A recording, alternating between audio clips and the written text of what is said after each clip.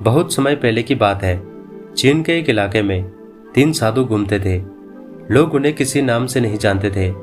न उन्होंने अपना परिचय दिया, न ही कोई उपदेश दिया। लोग बस एक ही नाम से बुलाते थे, 3 हंसते हुए साधु। इन तीनों साधुओं की सबसे खास बात यह थी कि वे बोलते नहीं थे, न प्रवचन देते थे, न ज्ञान की बातें और न ही कोई बहस। जहां भी जाते बस हंसते थे। वे तीनों साधु साथ चलते।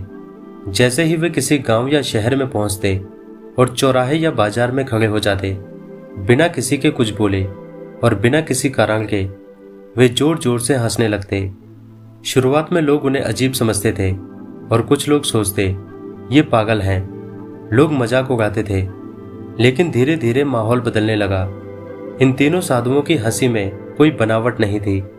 वो हंसी इतनी सच्ची और हल्की होती थी कि आसपास के खड़े लोग खुद को रोक नहीं पाते। एक आदमी मुस्कुराता, फिर दूसरा, फिर पूरा समूह हंसने लगता। धीरे धीरे पूरा बाजार हंसी से भर जाता, लेकिन किसी को समझ नहीं आया कि वजह क्या है। फिर भी सभी हंस रहे होते हैं। वे तीनों साधु कहीं भी ज्यादा देर नहीं रुकते थे। थोड़ा समय लोगों के बीच बिताते और फिर चुपचाप आगे बढ़ जाते। यही उनका अंदाज था, न शिक्षा, न शब्द, सिर्फ हंसी। समय बीतने के साथ उनकी प्रसिद्धि फैलने लगी। लोग उनके आने का इंतजार करने लगे। जब भी गांव में यह खबर फैलती, हंसते हुए साधु आ रहे हैं, लोग इकट्ठा हो जाते। लोग देखने आते और समझने की कोशिश करने लगते, और कुछ बस अपनी परेशानियां हल्की करने आते।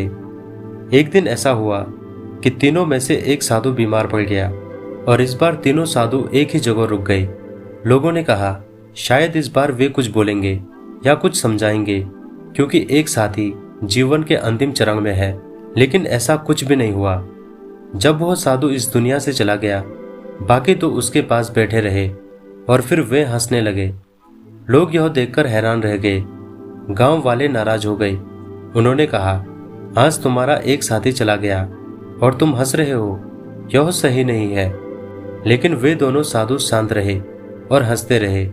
गांव वालों ने यह तय किया अंतिम संस्कार रीति रिवाजों के अनुसार होगा, और उन्होंने सोचा कि शरीर को नहलाकर साफ वस्त्र पहनाए जाएंगे।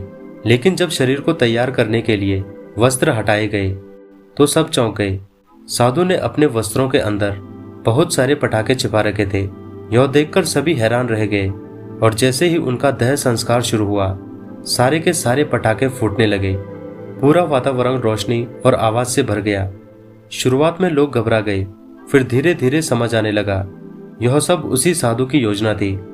अब बात साफ होने लगी। वह साधु जाते जाते भी हंसी छोड़ गया था। वह दिखाना चाहता था कि जीवन केवल गंभीरता के लिए नहीं है, और मृत्यु भी अंत का कोई भारी बोझ नहीं है। जब दोनों साधु यह देख रहे थे, वे और जोर से हंसने लगे। इस बार गांव वाले भी चुप नहीं रहे। धीरे धीरे मुस्कान फैलने लगी, फिर हंसी शुरू हुई, और देखते ही देखते पूरा माहौल हंसी से भर गया। उस दिन लोगों को एक गहरी बात समझ आ गई। वे तीनों साधु शब्दों से नहीं सिखाते थे, लेकिन पूरी जीवन यात्रा ही एक सीख थी। वे यह बताना चाहते थे कि जीवन में हर बात को भारी बनाने की जरूरत नहीं है। आनंद किसी की वजह से नहीं आता, वह भीतर से उठता है। और अगर इंसान हंसना सीख जाए तो मुश्किल समय भी हल्का लगने लगता है। और फिर कुछ समय बाद वे दोनों साधु भी वहां से चले गए। फिर वही सिलसिला चलता रहा, और दोनों साधु जो जहां भी जाते बस हंसते, और जो भी उन्हें देखता धीरे धीरे मुस्कुरा देता, फिर हंसने लगता। जिंदगी हमेशा वैसी नहीं होती जैसा हम सोचते हैं, लेकिन अगर हर हाल में हल्कापन और हंसी बनाए रखें तो जीवन आसान लगने लगता है।